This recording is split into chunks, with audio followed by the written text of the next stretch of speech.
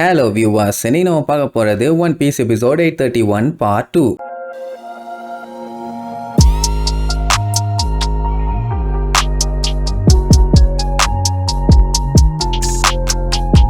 Open பண்ணா சஞ்சயையும் புட்டிங்கையும் காட்டுறாங்க. அவன் ஒரே குழப்பத்துல இருக்கான். ஏன்னா அந்த புட்டிங்க பார்த்தா பச்சை புள்ள மாதிரி கியூட்டா இருக்கா. அவளை பார்த்தா கொலகாரி ஃபீலிங்கே வரல. அவளெல்லாம் நம்பவே கூடாதுன்னு மனசுக்குள்ள சொல்லிட்டு இருக்கான். இவன் எந்த ஒரு பிளானுமே பண்ணல. பர்ஃபெக்டா இருக்கணும், கரெக்டா இருக்கணும்னு அவனுக்கு அவனே சொல்லிட்டு உட்கார்ந்துட்டு இருப்பான். அவ பார்த்துட்டு இது கனவா இல்ல நிஜமானு கேப்பா. அவன் மூஞ்ச பார்த்தவனே நம்பிடுவான். அதுக்கப்புறம் திரும்பி உட்கார்ந்துட்டு இல்ல அவளை நான் நம்ப கூடாது, அவ என்னைய கொல்ல போறா, அவ ஒரு கொலகாரி அப்படின்னு சொல்லிட்டு இருப்பான். அப்புறம் மறுபடியும் அவளை பார்த்தவனே நம்பிக்கை வந்துடும். எப்படியே மாத்தி மாத்தி மண்டையை போட்டு பிச்சுட்டு இருப்பான்னு வைங்க. வெட்டிங்க பத்தி ரெண்டு பேரும் பேச ஆரம்பிப்பாங்க. உடனே பயலுக்கு சந்தோஷம் தாங்க முடியாம மூக்குல எல்லாம் கண்டமினி ரத்தம் வந்து மேல இருக்க சீலிங்ல போய் மண்டை அடிச்சு அங்கேயே லாக் ஆயிருவான். ஐயோ என்னாச்சு ஏதாச்சுன்னு எல்லாம் அடிச்சு புரண்டு வந்து பாப்பாங்க. ஃபுல்லா ரத்த கிளறியாகி போய் கிடக்குறான். ஒரு சைடு அவ கவலையா இருக்கா. அவளுக்குள்ள இருக்கவ பாத்தீங்கன்னா என்ன இவனோட ஒரே தொல்லையா இருக்கு, நான் சுட்டு கொள்றதுக்குள்ள இவனே செத்துருவான் போலேன்னு கட்டுப்புல இருப்பான். அப்படியே கட் பண்ண ஹாலுக்குள்ள பெஜ்ஜி என்ட்ராயிட்டான். அப்படி போறப்போ உள்ளுக்குள்ள யார் யாரெல்லாம் இருக்கா, என்னென்னலாம் பண்ணிட்டு இருக்கான், இவனெல்லாம் தாக்கு பிடிக்க முடியுமா, எப்படி எஸ்கேப் ஆலான்னு மைண்டுக்குள்ள ஏகப்பட்ட கால்குலேஷன்.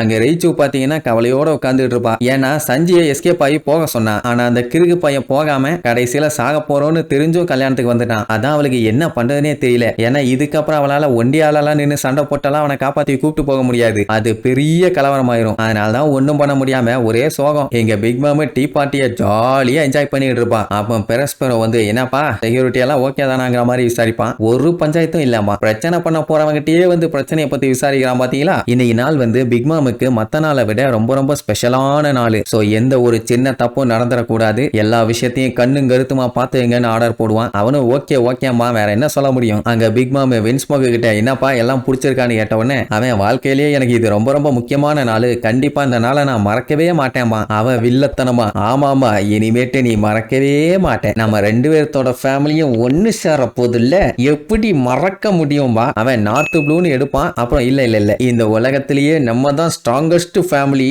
அப்படின்னு சேஸெல்லாம் சொல்லுவான். பாவம் இவனைத்தான் இன்னும் கொஞ்ச நேரத்துல பிரியாணி போட்டு குஸ்கா கிண்ட போறாங்கன்னு தெரியாம போச்சு. அந்த டைம் பிக் மாமோட வில்லத்தனமான லுக்க பாக்கணுமே, சாகடிக்க போறல்ல, அதனால இங்க நம்மளுக்கு எல்லாம் தூங்கி முழிச்சாச்சு. சோ இன்னும் கொஞ்ச நேரத்துல வெட்டிங் ஸ்டார்ட் ஆக போகுது. இவங்க பிளான் எக்ஸிக்யூட் பண்ண வேண்டிய டைமும் வந்துருச்சு. சஞ்சி ஃபுல்லா பிளட் ஆயிட்டான்ல, சோ புது ட்ரெஸ் மாத்திக்கிட்டு இருப்பான். அந்த கேப்ல புட்டிங்க கன்னை வச்சு எப்படி சுடணும்னு பிராக்டிஸ் பண்ணிட்டு இருப்பான். அப்புறம் எல்லாம் வந்து போலாம் உங்களுக்கு டைம் ஆயிடுச்சுன்னு உடனே ரெண்டு பேருமே எக்ஸைட்மெண்ட்ல கிளம்பி வருவாங்க. புட்டிங்கி இன்னைக்கு அவனை ஒரே போட போறேன்னு அவளுக்கு ஒரு சைடு சந்தோஷம். இங்க நம்ம பையன் சாவ ஒரு சைடு பார்க்க போறான். அவன் செத்தா கூட கவலை இல்ல. ஆனா அவனுக்கு மெயின் கவலையே அவனோட வின்ஸ்மோக் ஃபேமிலி, ஸ்டார் ஹேட் ஃப்ரெண்ட்ஸுங்க அண்ட் அங்க இருக்க ஜெஃப். இன்னைக்கு நடக்கிற கலவரத்துல அந்த மூணு குரூப்புக்குமே எதுவும் ஆயிடக்கூடாது. ஆனா அதான் பாசிபிளே இல்லையே. மோத போறது பிக் மாம் கிட்ட. அதனாலதான் பீதி. கரெக்டா டைம் 12 மணி ஆகுது. பயங்கரமா பிபி ஊதி கொட்டடிச்சு பட்டாசெல்லாம் வெடிச்சு கலர் பேப்பர்ஸ் எல்லாம் தெறிக்க விட்டு அவங்க ரெண்டு பேர்த்தையுமே இன்வைட் பண்ணுவாங்க. அவங்கள பார்க்கணும்னு அத்தனை பேர்த்துக்கும் அம்புட்டு ஆர்வம். ஸோ வெல்கம் ஸ்பீச் எல்லாம் கொடுத்து வேற லெவல்ல பட்டாசெல்லாம் வெடிச்சு அந்த இடமே கலர்ஃபுல்லா இருக்கும்னு வைங்க.